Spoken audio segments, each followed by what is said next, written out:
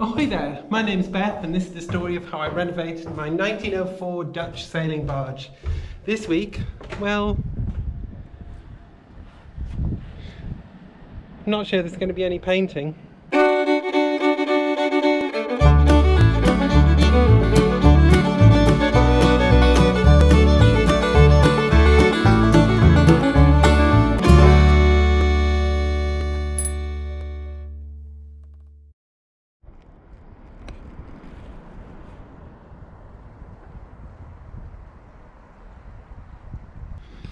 So yesterday was the boaters party and that was really nice. We had a few beers, lots of food and some whiskies to end the night. But today, so I'm on the boat to try and do a few jobs, but it's really hard to work out what to do at the moment.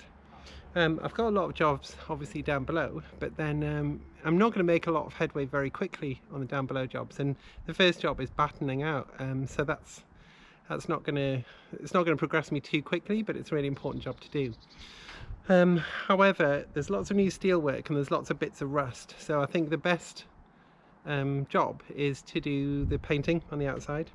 So obviously, as you know, the hull has been painted up to the waterline, but the top sides and the deck and the coach reef and everything haven't been painted, so they need to be done. So with that in mind, I've ordered a load of paints from BC Paints.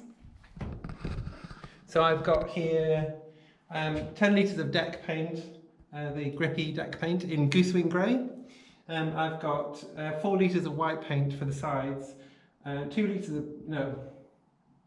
of black paint for the top sides, and 1 litre of post office red for the detail, and some Oatrol oil. I don't think that's enough paint, but I worked it out with just for the surface area. I'm not sure whether I've got enough, so what I'm just going to do is I'm going to paint. Hopefully I've got at least enough for one coat, so I'm going to paint one coat and then I'll know how much paint the boat takes, and then I can put that in the log for the boat, so if I ever need to buy any paint again, any deck paint or anything, which I will be needing to do, then at least I know exactly how much to order, how much the boat will take. So the delivery is really quick anyway, it comes next day delivery, so if I need any more then I can do that. But the problem is, as you might have seen from the clouds above my head, is that it's really bizarre weather at the moment. It's really warm, it's muggy, it's humid, and it's also showery rain. So I can't really do any painting at all. And also next week looks like a really similar sort of situation. There's just going to be, kind of rain storms regularly. So yeah, I'm not entirely sure what to do. It's kind of starting the job. So what I'm going to do, at least today, is I'm going to do a bit of rubbing down of the top sides and the bits that need paint. So at least they're kind of keyed, ready to go, and they'll get a bit of a wash in the rain anyway. And then yeah, I can just give them a little bit of a wipe down, and then before I do the paint work. So at least they're kind of ready to go. So yeah, so that's at least what we're going to start on today.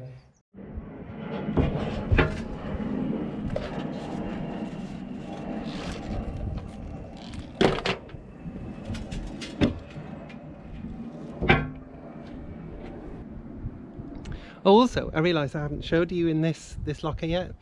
Now, at the moment, there's tons of junk in there. It's absolutely full of stuff.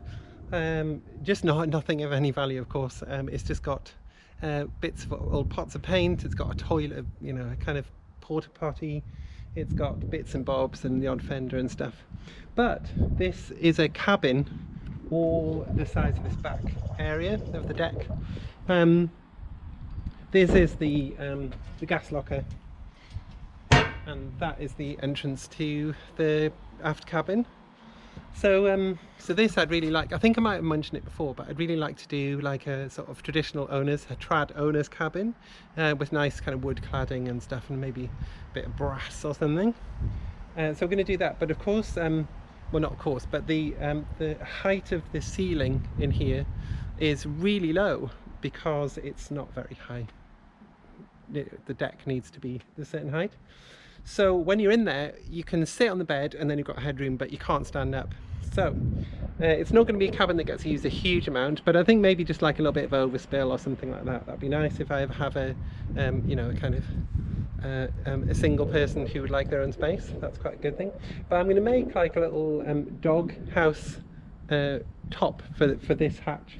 So rather than having to get in and out with this big metal hatch, which is frankly terrifying to open and close, you know, I'm terrified of losing the end of my fingers.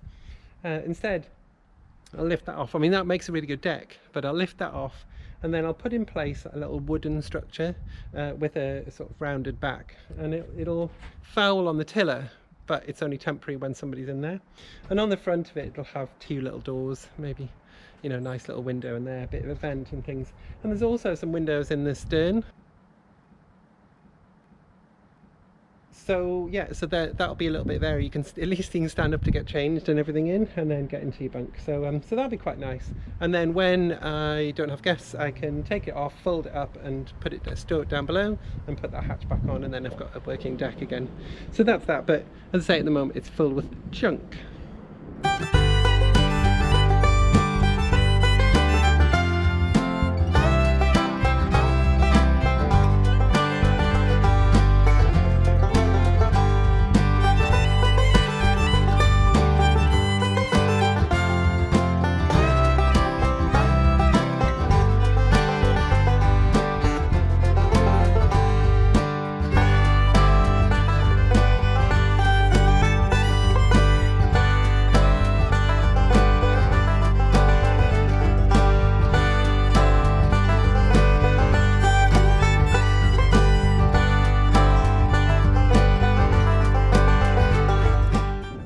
So I've just sat down next to the boat here, and as I've been sanding, you can see these marks have started to appear a lot more.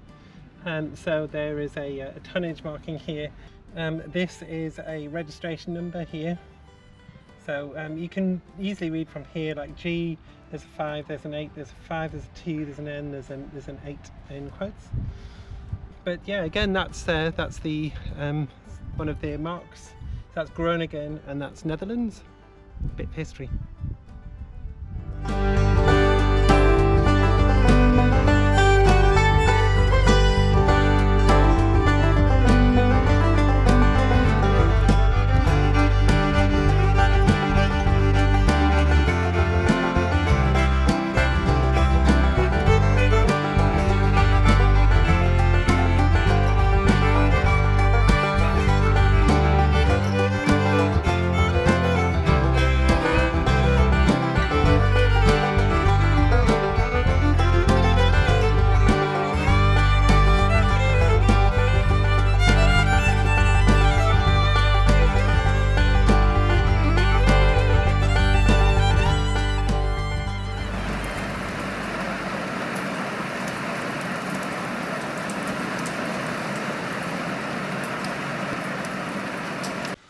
So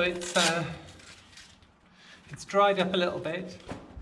The weather forecast said there's going to be no more rain today, but there's some big brooding clouds all around us.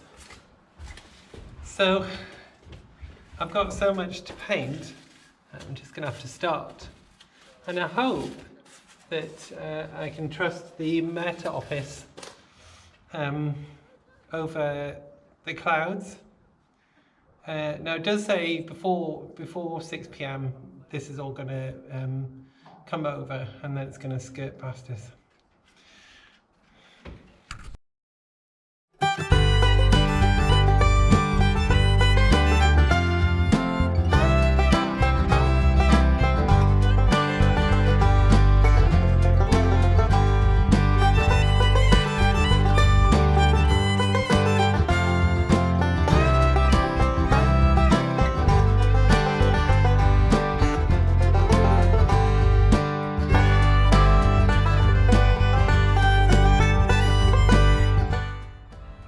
That's the first litre on, and all of the top coat, the top side, sorry, took a litre. So yeah, another litre next time, and it's looking really good. Good job.